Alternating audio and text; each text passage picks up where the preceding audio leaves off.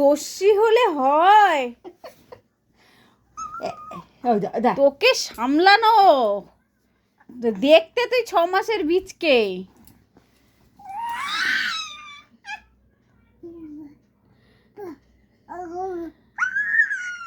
আচ্ছা, আর আর কি হলো? উঠবে ও। হবে না, হাতটা টেনে দিচ্ছ, হবে না। কি করবিটা কি? তুই কি করতে চাইছিস? কি